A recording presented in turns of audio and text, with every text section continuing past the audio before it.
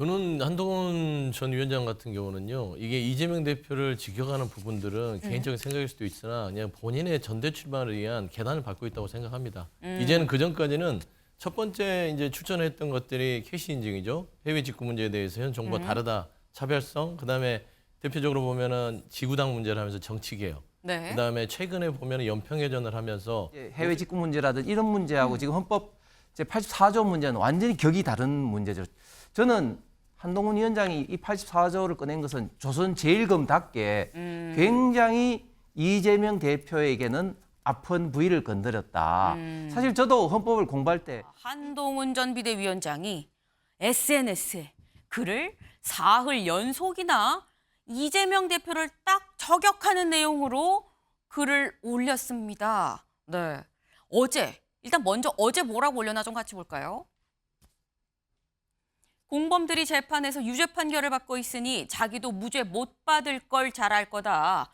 재판을 끌어 선거 이후로 재판 확정을 미루거나 선거를 재판 확정보다 앞당기려고 할 거라고 생각한다.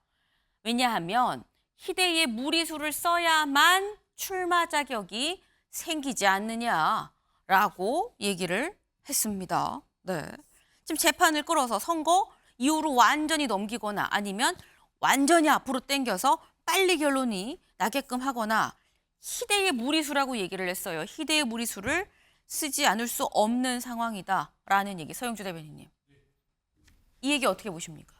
저는 한동훈 전 위원장 같은 경우는요, 이게 이재명 대표를 지켜가는 부분들은 개인적인 생각일 수도 있으나 그냥 본인의 전대 출마를 위한 계단을 밟고 있다고 생각합니다. 이제는 그 전까지는 첫 번째 이제 추천했던 것들이 캐시 인증이죠. 해외 직구 문제에 대해서 현 정부와 다르다, 차별성. 그다음에 대표적으로 보면은 지구당 문제를 하면서 정치 개혁. 네. 그다음에 최근에 보면은 연평해전을 하면서 모세의 가치는 이런 것이다. 그러니까 저는 그게 깔려 있을지는 모르겠으나 제가 보는 시각은 당시에 연평해전이 나오기 전날 윤석열 대통령이 그 가혹행위로 말하자면 그 목숨을 잃은 장병의 연결식이 있는 날 국민의힘 그 워크숍 가서 술 따르고 워커컷 했던 날이에요. 그러니까 그러면서 이게 진짜 보수냐는 욕이 나오는 그 차에 한동훈 전 위원장이 메시지를 연평장을 냈습니다.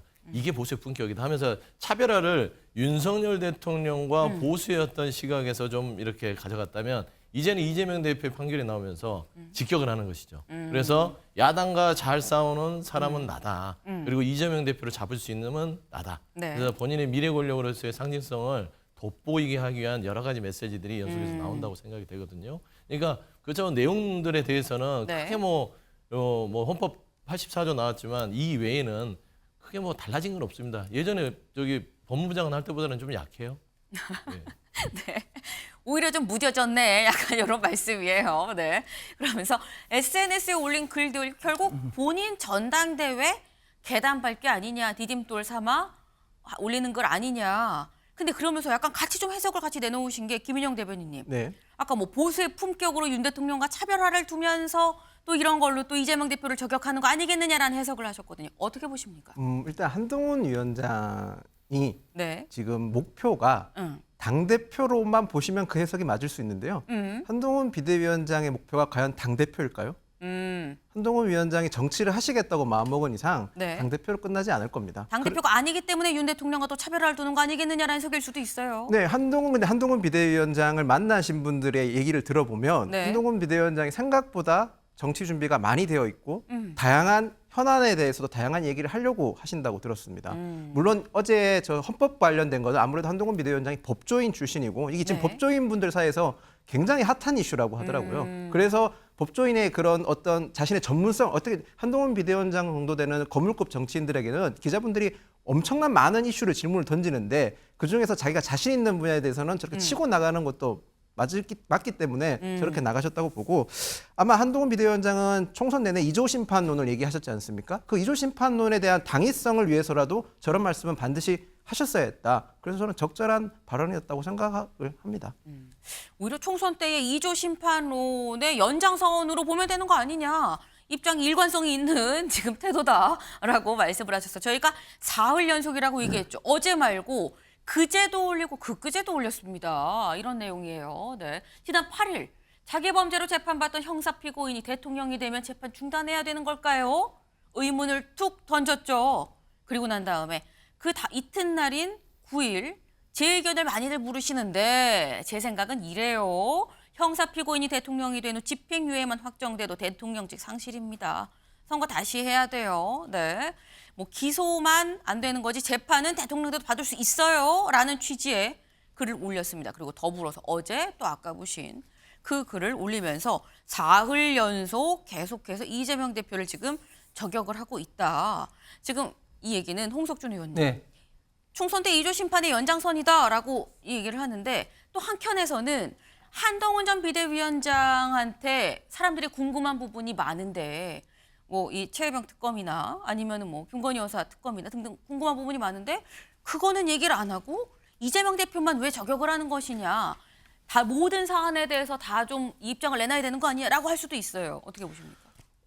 물론 뭐 앞으로 뭐 다양한 어떤 그 본인의 생각을 SNS를 통해서 표현을 할 겁니다. 그런데 사실은 저희가 이번 4.10 총선에서 참패한 뭐 여러 가지 이유가 있겠지만 저는 한동훈 위원장의 상황실에 제가 있을 때도 이야기했지만 SNS 내지는 온라인전에서 졌다. 왜냐하면 이재명 대표 같은 경우 잘 아시면 100만 구독자 골드 버튼을 갖고 있는데 한동훈 위원장 같은 경우는 페이스북 계정은 갖고 있었는데 활동을 안 했죠. 안 했습니다. 네. 안 하고 난 다음에 이제 지금부터 이제 활동을 이제 하는데 그런데 과거에 며칠 전에 이제 해외 직구 문제라든 이런 문제하고 지금 헌법 제 84조 문제는 완전히 격이 다른 문제죠. 저는 한동훈 위원장이 이 84조를 꺼낸 것은 조선제일검답게 굉장히 이재명 대표에게는 아픈 부위를 건드렸다. 사실 저도 헌법을 공부할 때 이 조항이 과연 적용이 뭐 잘 되겠냐 이렇게 했는데 네. 이렇게 형사 소출을 재직 중에 내후 외환을 제외하고는 받지 않는다. 이 문구에 있어서 지금 이재명 대표만큼 딱 적용이 되는 경우는 사실은 없죠. 이렇게 재판을 받고 있는 사람이 대권에 도전을 하는 유력 정치인이 되는 경우가 과거에 한 번도 없었으니까요. 그래서 이 문제를 가지고 집중적으로 문제 제기를 함으로써 본인의 어떤 그 2조 심판원뿐만 아니라 앞으로 있던 민주당 이재명 대표에게는 굉장히 전 국민적 시각에서 다시 한번 이재명 대표가 대통령 후보가 되는 것이 맞느냐 이런 문제에 대해서 생각해보게끔 하는 중요한 이슈를 던졌다고 봅니다. 네. 만약 이재호 이사장님 친동생이라고 하면 어느 쪽으로 조언하시겠어요? 난 불러서 나가라 마라. 딱 불러다가 네. 야, 네 이번에 그만둬라. 선거 끝난 지 얼마 안 됐는데 선거 때 지면 어쩌든 당 대표가 책임지고 국민들 앞에 좀 반성하는 모습도 보여야 하고 난 본인이 나오면 될 수도 있고 예. 또 나오고도 싶고 예. 또 나와야 된다는 의견도 이해는 예, 가요. 예. 그러나 당의 큰 모습을 볼 때 당이 뭐 총선에 지면 좀 뭐 누가 책임지고 반성도 하고 좀 뭐 그래야지. 지금 이재호 이사장님은 나오지 마라. 내 동생 같으면 나 나오지 말라고 하겠어라고 했는데 그런데 이마 구간 건너지 말랬지만 이미 강 한가운데 이미 가 있는 거 아니냐. 어떻게 보십니까? 저는 한동훈 위원장이 아직도 법무부 장관, 검사 네. 인 줄로 착각하는 거 아니냐. 지금 검찰의 기소권 남용 때문에 사실은 야당 탄압이 행행하고 있다. 이렇게 국민들이 보고 있지 않습니까? 이런 시각의 연장선상에서 보면 기소를 받고 형사재판 받는 사람들은 어떠한 출마를 해서도 안 된다. 대통령에 출마해서도 안 되고 국회에 출마해서도 안 된다는 논리거든요. 이거는 무죄 추정의 원칙에도 맞지 않는 것일 뿐만 아니고 그러면 대선 국면에서 어떤 후보가 부당하게 기소를 당해서 탄압받는 속에서 선거를 치르는데 이것이 맞다라고 생각한다면 유권자들에게 주는 그런 왜곡된 표심을 유도하는 이건 엄청난 후과가 발생할 것이거든요. 그래서 한동훈 위원장은 지금 정치인입니다. 네. 정치인은 정치인답게 주장하고 또 합리적인 근거를 가지고 국민들에게 메시지를 내야지 본인이 아직도 검사, 법무부 장관의 시각에서 논란이 되는 그런 그 사안임에도 불구하고 일방적인 의견만 그렇게 주장하는 것은 대표 선거뿐만 아니고 본인이 자기의 어떤 대권까지 의식한 그런 경쟁자의 깎아내리기 일방적인 정치 폄하, 정치 공세일 뿐이다. 그래서 정치인의 자세로 돌아오는 것이 한동훈 위원장의 기본적인 자세일 것이다. 이렇게 생각합니다.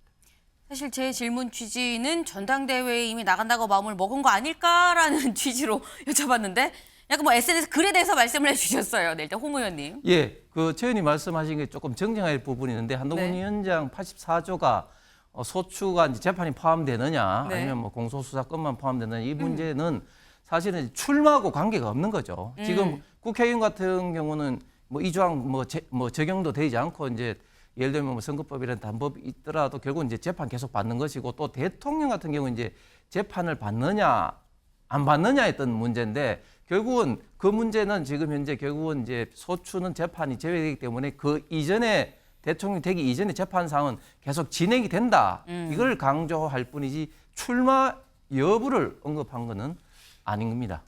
제가 네, 한 말씀 짧게. 예, 네. 집행유예만 확정이 돼도 대통령직을 상실한다는 그 말에서 네. 대통령을 출마는 사실상 하지 말아야 된다는 논리가 포함되어 있는 것이죠. 그래서 그거는 너무나 큰 정치 공세다 이렇게 생각하는 거죠. 알겠습니다. 네.